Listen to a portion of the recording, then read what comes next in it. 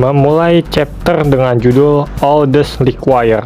Latar tempat kali ini berada di Kyoto, tepatnya di sebuah bar tradisional. Seorang Maiko atau geisha di sana dikagetkan dengan kedatangan seorang bule yang diketahui doi ini adalah seorang guru desain yang biasa menangani desain hotel-hotel top di dunia. Si Om Bule ini ditemani oleh Mbak Miwa dan Pak Kamishima yang ternyata merupakan kolega perusahaan mereka. Maka dari itu, Miwa dan Pak Kamishima menjadi tour guide si Om Bule ini. Meskipun sudah diajak jalan-jalan, ia tampak mengeluh lelah dan ingin kembali ke hotel. Mendengar itu, Pak Kamishima menyayangkan karena waktu belum terlalu larut malam. Seketika direspon oleh si Om Bule bahwa ia sudah tak lagi muda. Mendengar itu, Pak Kamishima agak menyindir si Om Bule ini. Di sisi lain, Miwa menawarkan sebuah sake kepada Om Bule. Tetapi ditentang Pak Kamishima karena dilihatnya itu tidak sopan. Nah, di sini gua nggak ngerti ya, kenapa Miwa Kurushima dipanggil Nona Kijima. Mungkin karena panggilan akrab kali ya. Tapi ya sudah, lanjut dengan sebutan Miwa aja ke depannya. Melihat tawaran Miwa, si Om Bule itu menyambut tawaran tersebut dengan sungkan kepada Miwa. Miwa sendiri pun menganggap bahwa itu adalah sebuah tugas. Dan Om Bule pun menikmati sake sambil memandang langit. Melihat tindakan Miwa, Pak Kamishima menegur Miwa untuk dituangkan sake juga. Yang ternyata membuat si Om Bule agak tersinggung. Tak hanya itu, Pak Kamishima ini mengatakan kepada si Om Bule bakal menyuruh dia untuk melakukan hiburan tari perut. Nah, di sini gue kurang paham ya, apakah Pak Kamishima ini menyuruh Mbak Miwa atau Maiko di bar tradisional itu. Nah, tiba-tiba si Om Bule ini berdiri dengan ekspresi kesal kepada si Pak Kamishima. Lalu ia pergi meninggalkan mereka, yang membuat Pak Kamishima sendiri diam tak berdaya. Beberapa hari kemudian di bar Lapin, Pak Kamishima dan Miwa mampir. Nah, kelihatannya Pak Kamishima ini kena mental akibat kejadian tempo hari itu. Miwa sendiri bercerita bahwa Om Bule itu ada seorang guru desainer yang nentuin logo Hotel Cardinal, di mana logo itu dipakai dari interior sampai produk hotel itu. Namanya sendiri adalah Leon Dimitris. Sayangnya, kalau dia pulang ke negara asalnya, pembukaan Hotel Cardinal akan tertunda. Ryu sendiri ternyata mengetahui profil Pak Leon ini sebagai seorang kolektor minuman wine yang terkenal. Ryu bertanya, mengapa ia marah waktu itu? Diketahui bahwa Pak Leon ini tidak menyukai sake.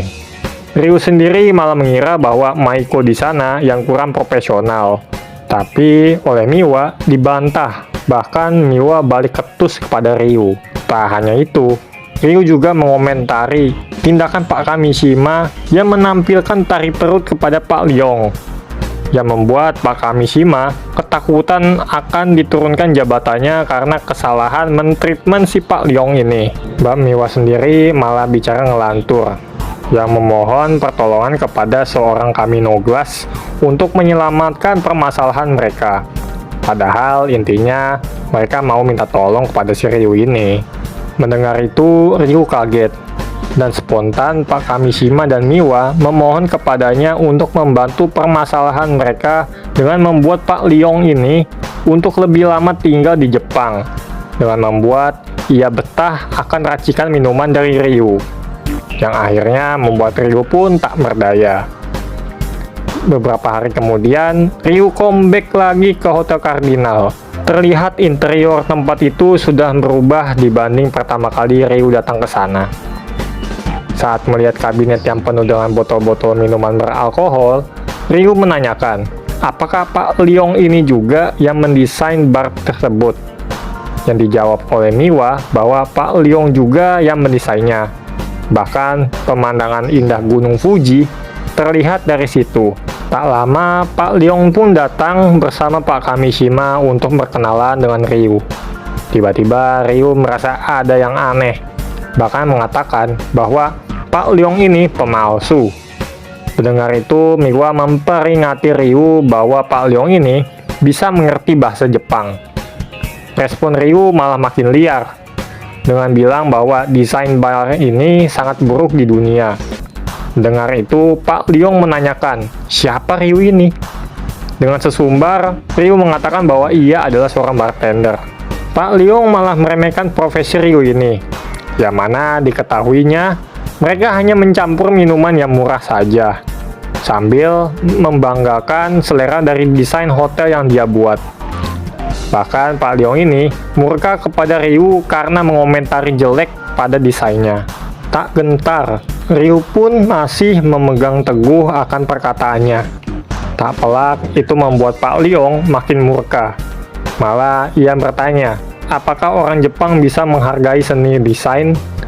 Dalam keadaan kesal, Pak Leong menyuruh Pak Kamishima untuk memesan tiket pesawat untuk pulang dan memberitahu lawyernya. Mungkin akan ada gugatan dari Pak Leong ini. Keadaan pun menjadi kacau. Pak Kamishima menenangkan Pak Leong, sedangkan Miwa menenangkan Ryu. Tak hanya itu, Miwa menagih integritas dan profesionalitas bartender kepada Ryu. Karena apa yang ada di hadapan Miwa bukanlah sosok Kami no Glass yang ia ketahui. Ryu sendiri sepertinya merespon cuek, yang akhirnya Ryu pun mengalah. Dan sebelum Pak Leong pergi, ia menawarkan untuk meminum dulu sebuah minuman beralkohol yang berumur tua yang dia punya.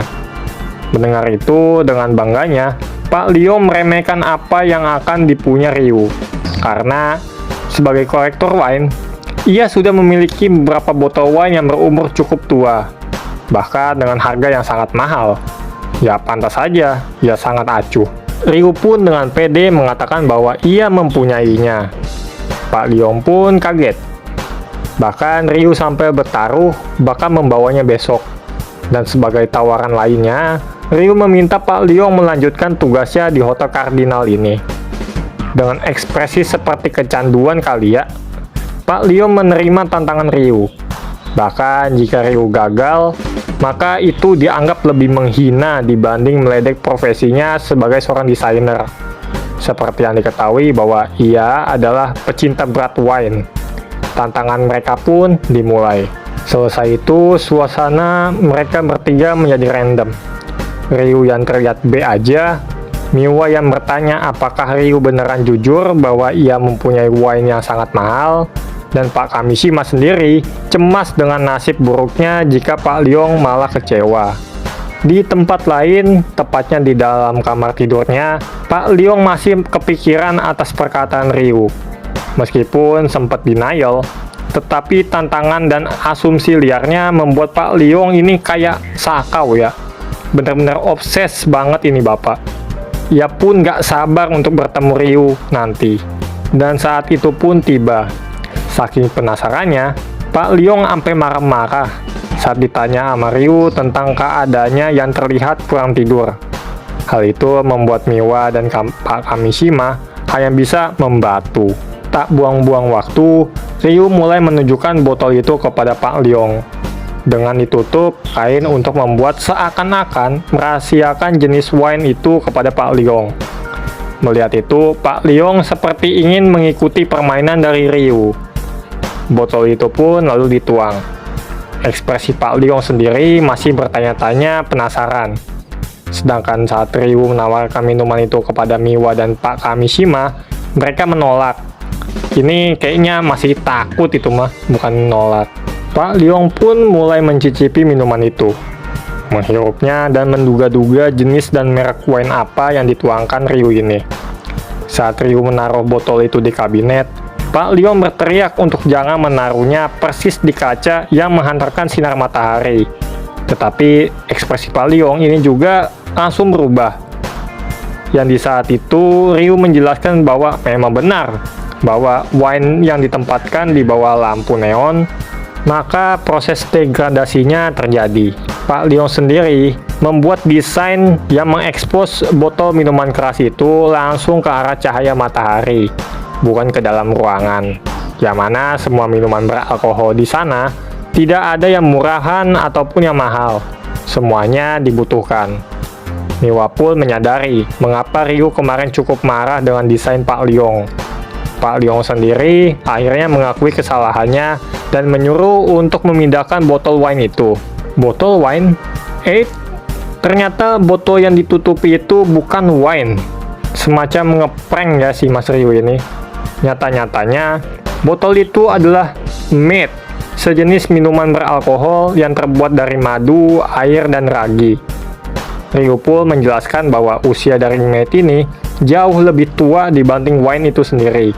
Bisa dibilang, mead ini asal dari minuman beralkohol. Tak hanya itu, Ryu sendiri membuat minuman itu hanya bermodalkan 3.000 yen saja, dengan air dan juga madu.